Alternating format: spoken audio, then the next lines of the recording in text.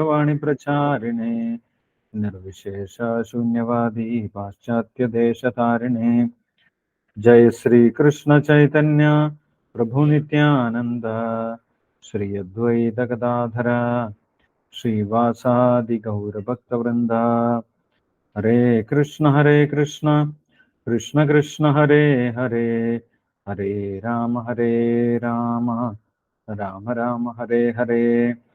ओम नमो भगवते वासुदेवाय ओम नमो भगवते वासुदेवाय ओम नमो भगवते വാസുദേവായ.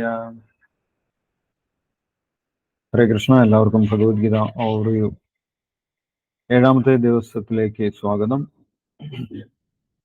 നമ്മൾ ഭഗവത്ഗീത ഓവർവ്യൂ ചെയ്യുന്നത് ഇസ്കോൺ സ്ഥാപകാചാര്യൻ കൃഷ്ണ കൃപാമൂർത്തി എസ് ഭക്തിവേദാന്ത സ്വാമി ശീല പ്രഭുപാദർ വിവർത്തനം ഭാവാർത്ഥം നൽകിയിട്ടുള്ള ഭഗവത്ഗീത യഥാരൂപത്തിനെ അടിസ്ഥാനമാക്കിയിട്ടാണ്. നമ്മൾ കഴിഞ്ഞ ദിവസം 6ാമത്തെ അധ്യായം ധ്യാനയോഗം ചർച്ച ചെയ്തിട്ടുണ്ടായിരുന്നു. ഭഗവാൻ മനസ്സിനെ നിയന്ത്രിക്കാൻ ധ്യാനയോഗം ശുപാർശ ചെയ്തു. മനസ്സ് നമ്മുടെ ശത്രുവാണ്, അതുകൊണ്ട് നിയന്ത്രണമില്ലാത്ത മനസ്സ് നമ്മുടെ ശത്രുവാണ്, നിയന്ത്രണമുള്ള മനസ്സ് നമ്മുടെ മിത്രവുമാണ്. അതുകൊണ്ട് മനസ്സിനെ നിയന്ത്രിക്കുന്നതിനുള്ള ഒരു മാർഗമായിട്ട് ഭഗവാൻ ധ്യാനയോഗം ശുപാർശ ചെയ്തിട്ടുണ്ടായിരുന്നു. എങ്ങനെയാണ് ധ്യാനയോഗം ചെയ്യേണ്ടത് അല്ലെങ്കിൽ അഷ്ടാംഗയോഗം ചെയ്യേണ്ടത് എന്നുള്ള കാര്യം ഭഗവാൻ വിശദമായിട്ട് പറഞ്ഞു തന്നു. ശുചേ ദേശോ പ്രതിഷ്ഠാപ്യ എന്ന് പറഞ്ഞിട്ട് ശുചിയായിട്ടുള്ള ഒരു സ്ഥലത്ത് പോയിട്ട് ഒറ്റയ്ക്ക് രഹസ്യസ്ഥിത, ആരും അറിയാതെ ശരീരം നിവർത്തി വെച്ച് കഴുത്ത്, തല, അതേപോലെ ഉടൽ, ശരീരത്തിന്റെ എല്ലാ ഭാഗങ്ങളും നേർരേഖയിൽ വരുന്ന രീതിയിൽ ഇരുന്നുകൊണ്ട് രണ്ട് കണ്ണുകൾ കൊണ്ടും നാസികാഗ്രത്തിലേക്ക് നോക്കി മനസ്സിനെ നിയന്ത്രിക്കുന്നതിനായിട്ട് പ്രാണായാമം ചെയ്ത് മനസ്സിനെ നിയന്ത്രിച്ച അവസാനം ഭഗവാനെ ധ്യാനിക്കാൻ സാധിക്കണം. ഇതാണ് ധ്യാനയോഗം എന്ന് ഭഗവാൻ പറഞ്ഞിട്ടുണ്ടായിരുന്നു.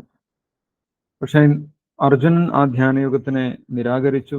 തൻ്റെ മനസ്സ് വളരെയധികം ചഞ്ചലമാണ്, തനിക്ക് മനസ്സിനെ നിയന്ത്രിക്കാൻ സാധിക്കുകയില്ല എന്ന് ഭഗവാൻ പറഞ്ഞു. അപ്പോൾ ഭഗവാൻ പറഞ്ഞു, അഭ്യാസേനത് കൗന്ദയ, ഓരോ കാലഘട്ടത്തിലേക്കും നിർദ്ദേശിച്ചിട്ടുള്ള അഭ്യാസം കൊണ്ട് നമ്മൾക്ക് തീർച്ചയായിട്ടും മനസ്സിനെ നിയന്ത്രിക്കാൻ സാധിക്കുമെന്ന് തന്നെ ഭഗവാൻ പറഞ്ഞു. അല്ലെ, ഓരോ കാലഘട്ടത്തിലേക്കും വ്യത്യസ്തമായിട്ടുള്ള യോഗ പദ്ധതികളാണ് നിർദ്ദേശിച്ചിട്ടുള്ളത്. ഭാഗവതത്തിൽ അത് വ്യക്തമായിട്ട് പറയുന്നുണ്ട്. ഹൃദയാധ്യായതോ വിഷ്ണു പ്രേതായ യജതോ മകേ ദ്വാപരേ പരിചര്യായാം കലൗതത് ഹരികീർത്തനം. കലിയുഗത്തിൽ നമ്മൾ പ്രാക്ടീസ് ചെയ്യേണ്ടത് ഹരികീർത്തനമാണ്, എല്ലാവരും ചേർന്നുള്ള നാമജപമാണ്. ഹരേ കൃഷ്ണ മന്ത്രമാണ് നമ്മൾ ജപിക്കേണ്ടത് എന്ന് എല്ലാവർക്കും അറിയാം. ഹരേ കൃഷ്ണ കൃഷ്ണ കൃഷ്ണ ഹരേ ഹരേ ഹരേ രാമ രാമ രാമ ഹരേ ഹരേ. ഇത് ഷോഡശകാം നാമ കലികന്മഷനാശനം. കലിയുടെ എല്ലാ ദോഷങ്ങളെയും ഇല്ലാതാക്കി നമ്മളെ മുക്തിയിലേക്ക് നയിക്കുന്നത് ഈ 16 വാക്കുകളുള്ള മന്ത്രമാണ് എന്ന് എല്ലാ ശാസ്ത്രത്തിലും പറയുന്നുണ്ട്. അപ്പോൾ ഇങ്ങനെയുള്ള ഒരു യോഗ പദ്ധതി കൊണ്ട് മനസ്സിനെ നിയന്ത്രിക്കാനും അവസാനം മോക്ഷപ്രാപ്തിക്കും വേണ്ടി പ്രാക്ടീസ് ചെയ്യണമെന്ന് ഭഗവാൻ പറഞ്ഞു. അഭ്യാസേനത് കൗന്ദയ, പ്രാക്ടീസ് ചെയ്ത് കഴിഞ്ഞാൽ നമ്മൾക്ക് വിജയത്തിലെത്താൻ സാധിക്കുമെന്ന് ഭഗവാൻ പറഞ്ഞിട്ടുണ്ടായിരുന്നു. അപ്പോൾ അർജുനൊരു സംശയമുണ്ടായി. ആ പ്രാക്ടീസ് തുടങ്ങിയിട്ടും, അഭ്യാസം തുടങ്ങിയിട്ടും വിജയത്തിലെത്താൻ സാധിക്കാത്തവരുടെ അവസ്ഥ എന്താണ്? പൂർത്തീകരിക്കാൻ സാധിച്ചില്ല. യോഗ പദ്ധതി അഭ്യസിക്കാൻ ആരംഭിച്ചു, കലിയുഗത്തിലാണെങ്കിൽ നാമജപം ആരംഭിച്ചു, ഭഗവത്ഗീത പഠിക്കാനൊക്കെ ആരംഭിച്ചു. പക്ഷെ കുറച്ചു കാലം കഴിഞ്ഞ സമയത്ത് താല്പര്യമില്ലാത്തത് കൊണ്ടോ അല്ലെങ്കിൽ സാഹചര്യങ്ങളുടെ സമ്മർദ്ദം കൊണ്ടോ അവർക്ക് മുന്നോട്ട് പോകാൻ സാധിച്ചില്ല, നിർത്തേണ്ടി വന്നു, നാമജപമൊക്കെ നിർത്തേണ്ടി വന്നു. അങ്ങനെ ഉള്ള ഒരു വ്യക്തിയുടെ അവസ്ഥ എന്താണ്? ആ വ്യക്തിക്ക് ദോഷമുണ്ടാവില്ലേ? തുടങ്ങി വെച്ചത് കൊണ്ടുള്ള ദോഷമുണ്ടാവില്ലേ എന്ന് അർജുനൻ ചോദിച്ചിട്ടുണ്ടായിരുന്നു. അപ്പോൾ ഭഗവാൻ പറഞ്ഞു, ഒരിക്കലുമില്ല. അല്ലെ, കാരണം എന്താണ്? നഹി കല്യാണകൃത് കശ്ചിത് ദുർഗതിം താത് ഗച്ഛതി. ഒരു മംഗളകരമായിട്ടുള്ള കർമ്മം ചെയ്യുന്ന ഒരു വ്യക്തിക്ക് ഒരിക്കലും നാശമുണ്ടാകില്ല എന്ന് ഭഗവാൻ തീർത്തു പറഞ്ഞു. യോഗഭ്രഷ്ടരായവർക്ക് പോലും അതിന്റെ നേട്ടമുണ്ട്. യോഗ പദ്ധതി തുടങ്ങി വെച്ചത് കൊണ്ട്, അല്ലെങ്കിൽ നാമജപം തുടങ്ങി വെച്ചത് കൊണ്ട് അതിന്റെ നേട്ടമുണ്ട്. എന്താണ് നേട്ടം? കുറച്ചു കാലം യോഗ പദ്ധതി ചെയ്തു നിർത്തിപ്പോയ ആളുകൾക്ക് ഉയർന്ന ലോകങ്ങളിലേക്ക് പോകാം. കുഷിത്വ ശാശ്വതീ സമ, അവർക്ക് ഒരുപാട് കാലം ഉയർന്ന ലോകങ്ങളിൽ ജീവിക്കാം. പിന്നീട് താഴെ വരുന്ന സമയത്ത് അവർക്ക് ഉയർന്ന സമ്പത്തുള്ള ഐശ്വര്യമുള്ള വീടുകളിൽ ജനിക്കാൻ സാധിക്കും. ശുചീനാം ശ്രീമതാം ഗേഹേ യോഗഭ്രഷ്ടോ അഭിജായതേ, ഐശ്വര്യമുള്ള വീടുകളിൽ ജനിക്കാൻ സാധിക്കും. അവർക്ക് അങ്ങനെ ജീവിതത്തിന് വേണ്ടി വലിയ ബുദ്ധിമുട്ടെടുക്കാതെ ഭഗവാന്റെ സേവനം വീണ്ടും തുടരാൻ സാധിക്കും. അതിനുള്ള അവസരം ഉണ്ടാകും. അതുമല്ലെങ്കിൽ കുറെ കാലം പ്രാക്ടീസ് ചെയ്ത് നിർത്തിയവർക്കാണെങ്കിൽ അടുത്ത ജന്മത്തിൽ ഉയർന്ന ഭക്തന്മാരുടെ കുടുംബത്തിൽ ജനിക്കാൻ സാധിക്കും. അങ്ങനെ ചെറുപ്പത്തിലെ ഭക്തി സാധന പ്രാക്ടീസ് ചെയ്ത് ആ ജന്മം കൊണ്ട് തന്നെ അവർക്ക് തിരിച്ച് ഭഗവാന്റെ അടുത്തേക്ക് പോകാനുള്ള അവസരം ഭഗവാൻ ഉണ്ടാക്കി കൊടുക്കും. ഇതെല്ലാം ഭഗവാൻ പറഞ്ഞു കൊടുത്തു. അതിനുശേഷം ഭഗവാൻ പറഞ്ഞു, എല്ലാ യോഗികളിലും വെച്ച് വ്യത്യസ്തമായിട്ടുള്ള യോഗ പദ്ധതികളുണ്ട്. ഭഗവത്ഗീതയിൽ തന്നെ വ്യത്യസ്തമായിട്ടുള്ള യോഗ പദ്ധതികളെ കുറിച്ച് പറയുന്നുണ്ട്. കർമ്മയോഗം, ജ്ഞാനയോഗം, ധ്യാനയോഗം, ബുദ്ധിയോഗം, ഭക്തിയോഗം, ഇങ്ങനെ വ്യത്യസ്തമായിട്ടുള്ള യോഗങ്ങളുണ്ട്. അതിൽ ഏറ്റവും ഉന്നതനായിട്ടുള്ള യോഗി ആരാണെന്നാണ് കഴിഞ്ഞ അധ്യായത്തിൽ അവസാനത്തെ ശ്ലോകത്തിൽ പറഞ്ഞിട്ടുള്ളത്. അല്ലെ, 47-ാമത്തെ ശ്ലോകത്തിൽ പറഞ്ഞു, യോഗിനാമപി സർവേഷാം മദ്ഗതേന അന്തരാത്മനാം ശ്രദ്ധാവാൻ ഭജതേ യോ മാം സമേയുക്തതമോ മത. ശ്രദ്ധയോടുകൂടി, ശ്രദ്ധ എന്ന് പറഞ്ഞ സംസ്കൃതത്തിൽ ശ്രദ്ധ എന്ന് പറഞ്ഞു കഴിഞ്ഞാൽ വിശ്വാസമാണ്. ശ്രദ്ധാവാൻ ഭജതേ യോ മാം, ഭജിക്കുക എന്ന് പറഞ്ഞു കഴിഞ്ഞാൽ സേവിക്കുക എന്നാണ് അർത്ഥം. അപ്പൊ വിശ്വാസപൂർവ്വം ആരാണോ ഭഗവാനെ സേവിക്കുന്നത് ആ വ്യക്തിയാണ് ഏറ്റവും ഉന്നതനായിട്ടുള്ള യോഗി എന്ന് ഭഗവാൻ പറഞ്ഞു. അതായത് ഭഗവാനെ വിശ്വാസപൂർവ്വം സേവിക്കുന്ന ഭക്തനാണ്, ഭക്തന്മാരെ ഭഗവാനെ വിശ്വാസപൂർവ്വം സേവിക്കുള്ളൂ, അല്ലെ? അപ്പൊ അങ്ങനെയുള്ള ഭക്തന്മാരാണ് ഏറ്റവും ഉന്നതനായിട്ടുള്ള യോഗി, അല്ലെങ്കിൽ യോഗയുടെ പരിപൂർണതയിൽ എത്തിയിട്ടുള്ള വ്യക്തി എന്ന് പറഞ്ഞു. കാരണം എന്താണ്? അവർ ഭഗവാനെ മനസ്സിലാക്കിയിട്ടുണ്ട്. ഭഗവാൻ ശ്രീകൃഷ്ണനെ മനസ്സിലാക്കി. അവർക്ക് കൃഷ്ണ സാക്ഷാത്കാരം ലഭിച്ചു. ആ കൃഷ്ണ സാക്ഷാത്കാരമാണ് ഏറ്റവും ഉന്നതമായിട്ടുള്ള സാക്ഷാത്കാരം. ആദ്യം ആത്മസാക്ഷാത്കാരമാണ് ഉണ്ടാവുന്നത്. നമ്മൾ ആരാണ്? നമ്മൾ ഈ ശരീരമല്ല, നമ്മൾ ജീവാത്മാവാണ്, ശരീരം നശിച്ചാലും ഞാൻ നശിക്കുന്നില്ല എന്നുള്ള അറിവ്, അത് ബോധ്യപ്പെടുന്നതിനെയാണ് ആത്മസാക്ഷാത്കാരം എന്ന് പറയുന്നത്. പക്ഷെ ആത്മസാക്ഷാത്കാരം ലഭിച്ച എല്ലാവർക്കും ഈശ്വര സാക്ഷാത്കാരം ലഭിച്ചുകൊള്ളണമെന്നില്ല. ഈശ്വര സാക്ഷാത്കാരം പിന്നീടാണ്. അപ്പൊ ഭഗവാൻ ശ്രീകൃഷ്ണനെ മനസ്സിലാക്കി ഭഗവാനെ ശരണം പ്രാപിച്ച് ഭഗവാനെ സേവിക്കുന്നതാണ് ഏറ്റവും വലിയ സാക്ഷാത്കാരം. അതാണ് യോഗയുടെ ഏറ്റവും വലിയ പരിപൂർണത എന്ന് ഭഗവാൻ പറഞ്ഞു കൊടുത്തു. അപ്പൊ അത് പറഞ്ഞു കൊടുക്കുക മാത്രമല്ല, ആ കൃഷ്ണ സാക്ഷാത്കാരത്തിലേക്ക് എത്താനുള്ള വഴികളാണ് ഇനിയുള്ള അധ്യായങ്ങളിൽ ഭഗവാൻ പറയുന്നത്.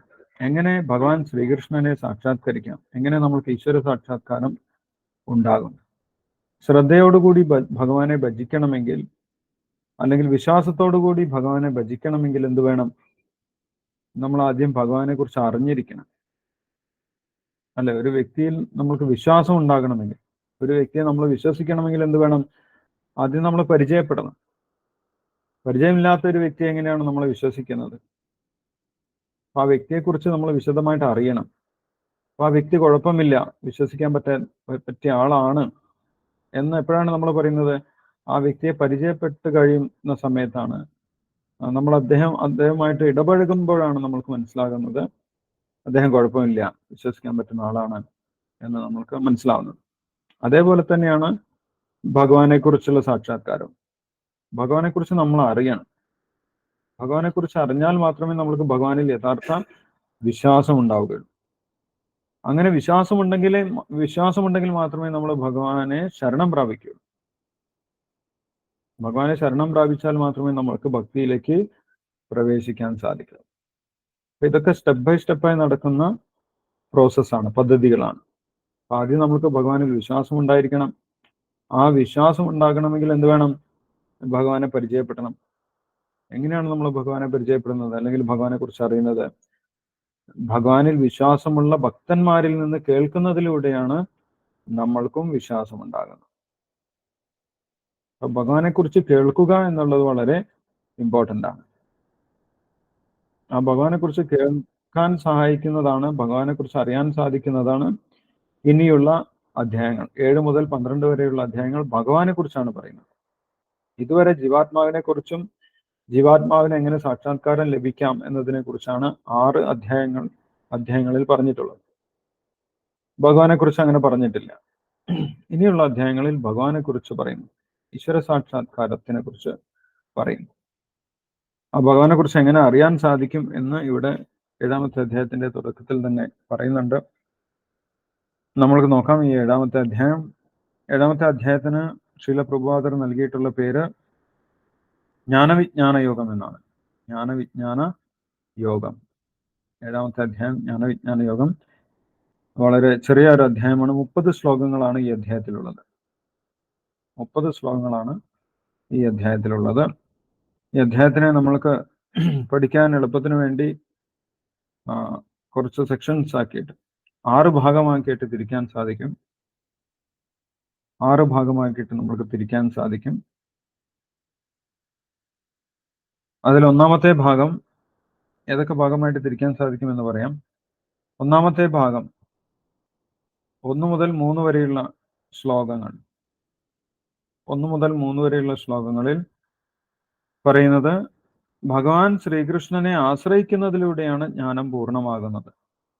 ഒരു വ്യക്തിയുടെ ജ്ഞാനം പൂർണ്ണമാകുന്നത് ഭഗവാൻ ശ്രീകൃഷ്ണനെ ആശ്രയിക്കുന്നതിലൂടെയാണ് എന്ന് പറയുന്നു ആദ്യത്തെ ഭാഗത്ത്. 1 മുതൽ 3 വരെയുള്ള ശ്ലോകങ്ങളിൽ ഭഗവാൻ ശ്രീകൃഷ്ണനെ ആശ്രയിക്കുന്നതിലൂടെയാണ് ജ്ഞാനം പൂർണ്ണമാകുന്നത്. പിന്നീട് രണ്ടാമത്തെ ഭാഗം 4 മുതൽ 12 വരെയുള്ള ശ്ലോകങ്ങളാണ്. രണ്ടാമത്തെ ഭാഗം 4 മുതൽ 12 വരെയുള്ള ശ്ലോകങ്ങളിൽ ഭഗവാൻ ശ്രീകൃഷ്ണന്റെ വ്യത്യസ്ത ശക്തികളെ കുറിച്ച് പറയുന്നു. ഭഗവാൻ ശ്രീകൃഷ്ണന്റെ വ്യത്യസ്ത ശക്തികളെ കുറിച്ച് പറഞ്ഞു തരുന്നുണ്ട്. അപ്പൊ ഭഗവാനെ കുറിച്ച് അറിയുക എന്ന് പറഞ്ഞു കഴിഞ്ഞാൽ ഭഗവാന്റെ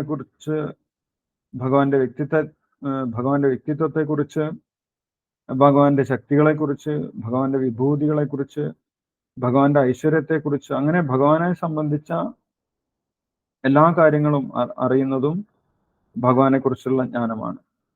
അപ്പൊ ഭഗവാന്റെ വ്യക്തിത്വത്തിനെ കുറിച്ച് നമ്മൾ അറിഞ്ഞിരിക്കണം, ഭഗവാന്റെ ശക്തികളെ കുറിച്ച് അറിഞ്ഞിരിക്കണം, ഭഗവാന്റെ വിഭൂതികൾ അറിഞ്ഞിരിക്കണം, ഭഗവാന്റെ ഐശ്വര്യങ്ങൾ അറിഞ്ഞിരിക്കണം.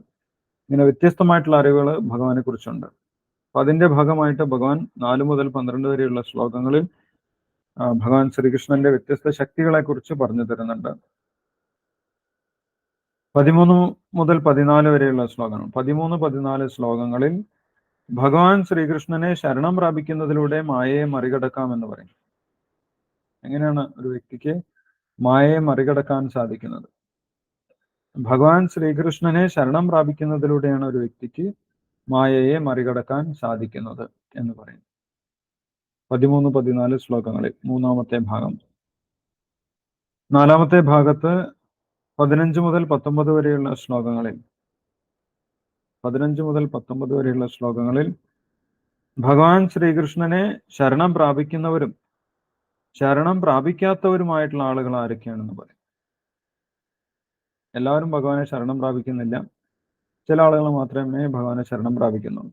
അപ്പൊ അതില് 15 മുതൽ 19 വരെയുള്ള ശ്ലോകങ്ങളിൽ നാലാമത്തെ ഭാഗത്ത് ഭഗവാൻ പറയുന്നത് ഭഗവാൻ ശ്രീകൃഷ്ണനെ ശരണം പ്രാപിക്കുന്നവരും ശരണം പ്രാപിക്കാത്തവരുമായിട്ടുള്ള ആളുകൾ ആരൊക്കെയാണ് എന്നാണ് പറയുന്നത്. അതിനുശേഷം അഞ്ചാമത്തെ ഭാഗം 20 മുതൽ 25 വരെയുള്ള ശ്ലോകങ്ങളിൽ 20 മുതൽ 25 വരെയുള്ള ശ്ലോകങ്ങളിൽ ഭഗവാൻ പറയുന്നത് മായാശക്തിയാൽ മനുഷ്യൻ ദേവന്മാരെ ശരണം പ്രാപിക്കുന്നു. ദേവന്മാരെ ശരണം പ്രാപിക്കുന്നത് ഒരു യഥാർത്ഥ ജ്ഞാനമുള്ളവരല്ല എന്നാണ് ഭഗവാൻ ഭഗവത്ഗീതയിൽ പറയുന്നത്. മായാശക്തി കൊണ്ട് ജ്ഞാനം നഷ്ടപ്പെട്ടവരാണ് ദേവന്മാരെ ശരണം പ്രാപിക്കുന്നത് എന്ന് പറയും. 20 മുതൽ 25 വരെയുള്ള ശ്ലോകങ്ങൾ. മായാശക്തിയാൽ മനുഷ്യൻ ദേവന്മാരെ ശരണം പ്രാപിക്കും. അപ്പൊ ദേവന്മാർ പരമമായിട്ടുള്ള ഈശ്വരനല്ല. ഈശ്വരനെയാണ് നമ്മൾ ശരണം പ്രാപിക്കേണ്ടത്.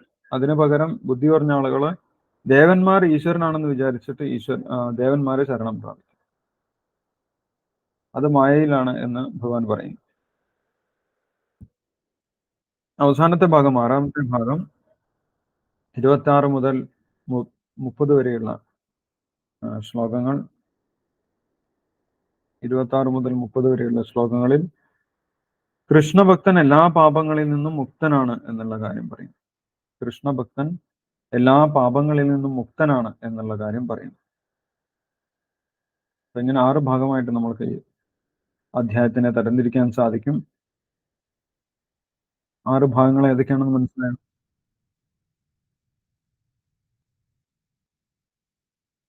മനസ്സിലായി. Okay, yes. അപ്പൊ ഇനി നമ്മൾക്ക് ശ്ലോകങ്ങളിലേക്ക് നോക്കാം. അപ്പൊ ഇത് കഴിഞ്ഞ അധ്യായത്തിന്റെ തുടർച്ച തന്നെയാണ്. കഴിഞ്ഞ അധ്യായത്തിന്റെ അവസാനം ഭഗവാൻ പറഞ്ഞത് ശ്രദ്ധാവാൻ ഭജതേയോമാം സമയ യുക്തതമോ മത എന്നാണ്. വിശ്വാസപൂർവം ഭഗവാനെ സേവിക്കുന്ന യോഗിയാണ് ഏറ്റവും ഉന്നതനായിട്ടുള്ള യോഗി എന്ന് ഭഗവാൻ പറഞ്ഞിട്ടുണ്ടായിരുന്നു. അപ്പൊ വിശ്വാസപൂർവം ഭഗവാനെ സേവിക്കണമെങ്കിൽ എന്ത് വേണം? ആദ്യം ഭഗവാനെ കുറിച്ച് അറിയണം. ഭഗവാനെ കുറിച്ച് അറിഞ്ഞാൽ മാത്രമേ നമുക്ക് ഭഗവാനിൽ വിശ്വാസം ഉണ്ടാവുകയുള്ളൂ. അങ്ങനെ ഭഗവാനെ കുറിച്ച് അറിഞ്ഞ് ഭഗവാനെ ശരണം പ്രാപിക്കണം.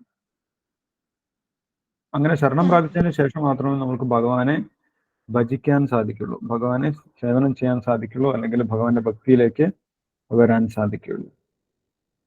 അതിനുള്ള ഭഗവാനെ കുറിച്ചുള്ള അറിവാണ് ഇനിയുള്ള അധ്യായങ്ങളിൽ ഭഗവാൻ പറയുന്നത്. ഇത് കൂടുതൽ രഹസ്യമാണ്, ഇതുവരെ പറഞ്ഞതിനേക്കാൾ കൂടുതൽ രഹസ്യമാണ്. പക്ഷെ ഭക്തന്മാർക്ക് ഇത് വളരെ എളുപ്പത്തിൽ അംഗീകരിക്കാൻ സാധിക്കും. ഭക്തന്മാരല്ലാത്തവർക്ക് ഇത് അംഗീകരിക്കാൻ സാധിക്കുകയില്ല എന്നും പറയുന്നുണ്ട്. അപ്പൊ നമ്മൾക്ക് നോക്കാം എന്താണ് ഭഗവാൻ പറയുന്നത് എന്നുള്ള കാര്യം. 1ാമത്തെ ശ്ലോകത്തിൽ ഭഗവാൻ പറയുന്നു, ശ്രീ ഭഗവാൻ വാച മയ്യാസക്തമനാ പാർത്ഥ യോഗം യുജ്ജൻ മദാശ്രയ അസംശയം സമഗ്രം മാം യഥാ ജ്ഞാസ്യസി തച്ഛൃണു. ഭഗവാനിൽ ആസക്തമായിട്ടുള്ള യോഗത്തിനെ കുറിച്ചാണ് ഭഗവാൻ പറയാൻ പോകുന്നത്. അതായത് ഭക്തിയോഗം, ഭഗവാനെ സേവിക്കുന്ന യോഗം. അതിനെക്കുറിച്ച് കഴിഞ്ഞ അധ്യായത്തിൽ പറഞ്ഞു. ശ്രദ്ധാവാൻ ഭജതേ യോമാം സമയയുക്തതമോ മത. ഭഗവാനെ സേവിക്കുന്ന യോഗിയാണ് ഏറ്റവും ഉന്നതനായിട്ടുള്ള യോഗി എന്ന് പറഞ്ഞു. എങ്ങനെയാണ് ആ യോഗം ചെയ്യുന്നത് എന്നാണ് ഭഗവാൻ ഇവിടെ പറയുന്നത്. അസംശയം സമഗ്രമാം യഥാജ്ഞാസ്യസി തച്ഛൃണു. അത് അറിയുന്നത് എങ്ങനെയാണ്? ഭഗവാനിൽ നിന്ന് തന്നെ കേട്ടിട്ടാണ്. ഭഗവാനെ കുറിച്ച് അറിയുന്നത് എങ്ങനെയാണ്? ശ്രവണത്തിലൂടെയാണ്. ഭക്തിയിലെ ആദ്യത്തെ പ്രോസസ്, ഭക്തിയിലെ ആദ്യ പദ്ധതി എന്താണ്? ശ്രവണം. കേൾക്കണം നമ്മൾ ഭഗവാനെ കുറിച്ച് ആധികാരികമായിട്ടുള്ള സ്രോതസ്സിൽ നിന്നും, ഭഗവാനിൽ നിന്ന് കേട്ടിട്ടുള്ള ഗുരുപരമ്പരയിൽ നിന്നും നമ്മൾ ശ്രവിക്കണം. ശ്രവണം, തച്ഛൃണു എന്നാണ് ഇവിടെയും ഭഗവാൻ പറഞ്ഞിട്ടുള്ളത്. അസംശയം സമഗ്രമാം യഥാജ്ഞാസ്യസി തച്ഛൃണു. എന്നിൽ നിന്ന് കേൾക്കൂ എന്ന് ഭഗവാൻ പറഞ്ഞു. ഭഗവാനിൽ നിന്ന് കേട്ടാൽ തന്നെ ഭഗവാനെ കുറിച്ചുള്ള ജ്ഞാനം നമ്മൾക്ക് ഉണ്ടാകും. അങ്ങനെ ഭഗവാനെ കുറിച്ചുള്ള ജ്ഞാനം ഉണ്ടായി കഴിഞ്ഞാൽ എല്ലാവിധ സംശയങ്ങളും ഇല്ലാതായിട്ട് മാറും എന്നാണ് ഭഗവാൻ പറയുന്നത്. എല്ലാവിധ സംശയങ്ങളും ഇല്ലാതാകും.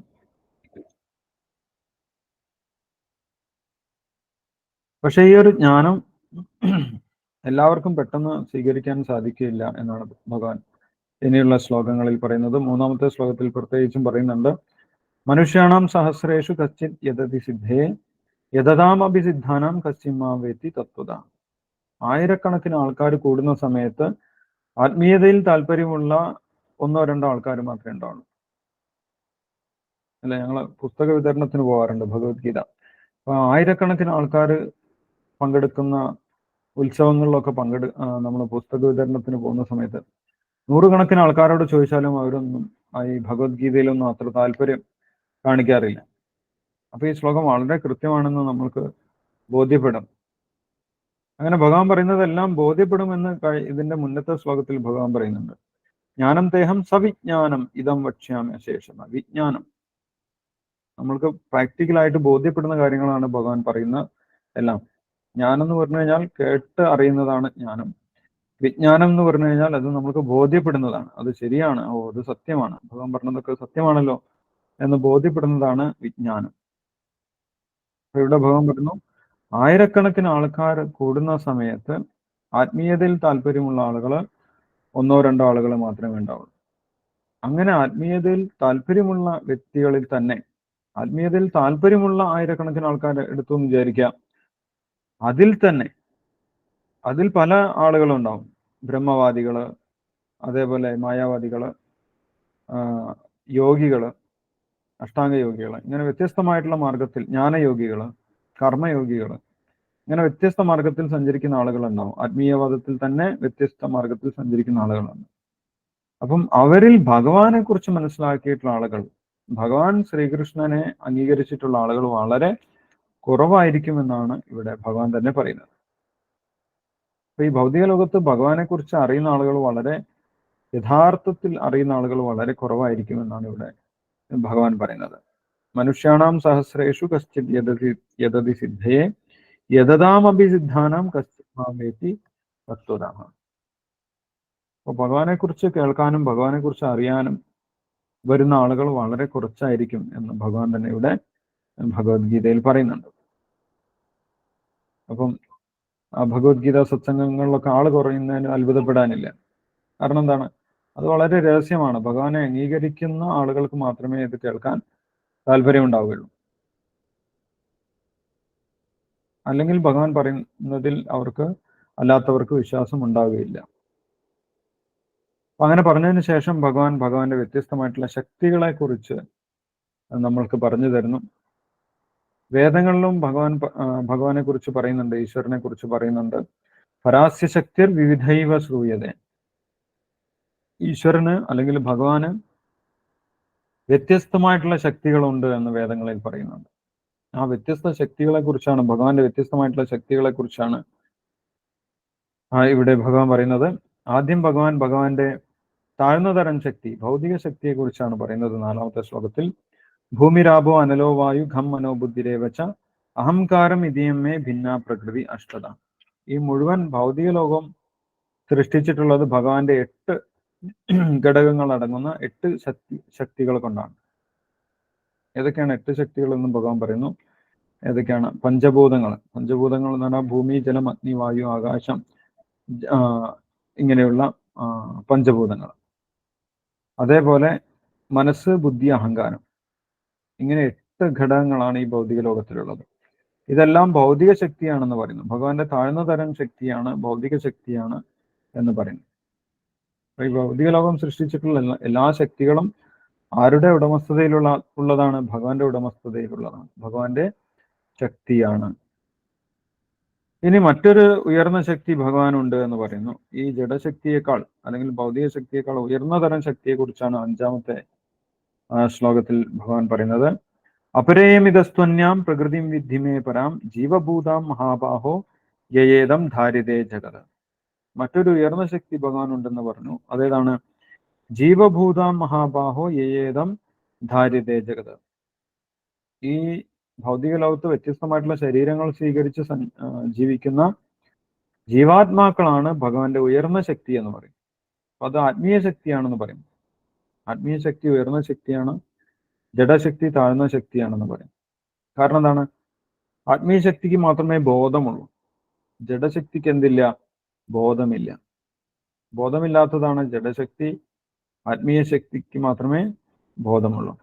പക്ഷെ രണ്ടും ഭഗവാന്റെ ശക്തികളാണ്. അപ്പൊ നമ്മൾ ജീവാത്മാക്കൾ എന്ന് പറഞ്ഞു കഴിഞ്ഞാൽ ഈശ്വരനല്ല ഒരിക്കലും, ഈശ്വരന്റെ ശക്തിയാണ് എന്നാണ് ഇവിടെ പറയുന്നത്.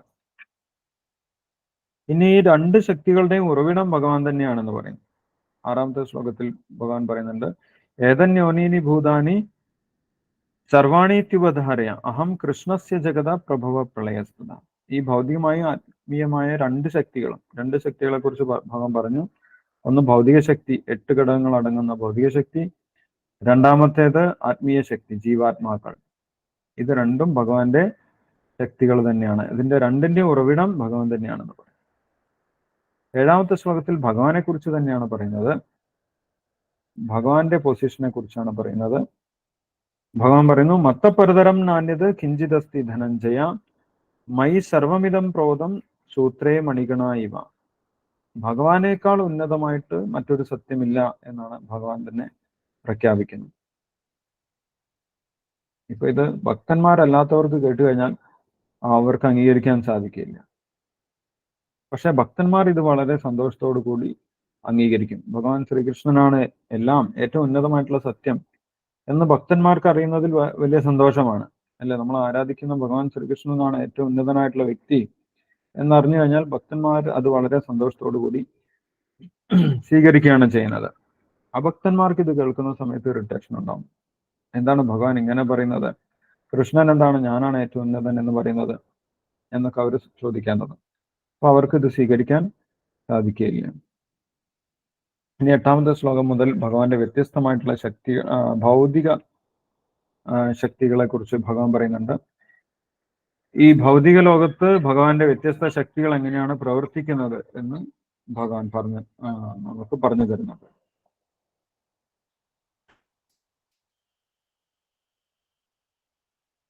12ാമത്തെ ശ്ലോകം വരെ ഭഗവാന്റെ വ്യത്യസ്തമായിട്ടുള്ള ശക്തികളെ കുറിച്ച് പറയുന്നുണ്ട്.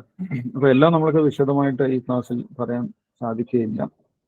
എന്നാലും 8ാമത്തെ ശ്ലോകത്തിൽ ഭഗവാൻ പറയുന്നുണ്ട്, രസോഹം അപ്സു കൗന്ദേയ പ്രഭാസ്മി ശശി സൂര്യയോ പ്രണവ സർവവേദേഷു ശബ്ദഘേ പൗരുഷം. നമ്മൾ കുടിക്കുന്ന വെള്ളത്തിലും ഭഗവാന്റെ ശക്തിയുണ്ട് എന്നാണ് പറയുന്നത്. രസോഹം അപ്സു കൗന്ദേയ. നമ്മളെ ദാഹിച്ചു വലഞ്ഞ് വരുന്ന സമയത്ത് കുറച്ച് നല്ല ശുദ്ധമായിട്ടുള്ള ജലം കുടിച്ചു കഴിഞ്ഞാൽ നമ്മൾക്ക് വലിയൊരു ആശ്വാസം ഉണ്ടാകും. ആ ആശ്വാസം നൽകുന്നത് എന്താണ്? അതിൻ്റെ ഉള്ളിൽ ഒരു രസമുണ്ട്. ആ വെള്ളത്തിന് നമ്മൾക്ക് ആശ്വാസം നൽകാനുള്ള കഴിവുണ്ട്. ആ കഴിവ് ഭഗവാൻ തന്നെയാണെന്ന് പറയുന്നു. രസോഹം അപ്സു കൗന്ദേയ. ആ സമയത്ത് വെള്ളം കുടിക്കുന്ന സമയത്ത് നമ്മൾക്ക് നല്ല രുചി തോന്നും വെള്ളത്തിനാവും. നമ്മൾക്ക് വേറൊന്നും വേണ്ട, ശുദ്ധമായിട്ടുള്ള ജലം മാത്രം കിട്ടിയാൽ മതി. ആ രസം ഭഗവാൻ തന്നെയാണെന്ന് പറയുന്നു. ശുദ്ധമായിട്ടുള്ള ജലത്തിലെ രസം. രസോഹം അപ്സു കൗന്ദേയ പ്രഭാസ്മി ശശി സൂര്യയോ.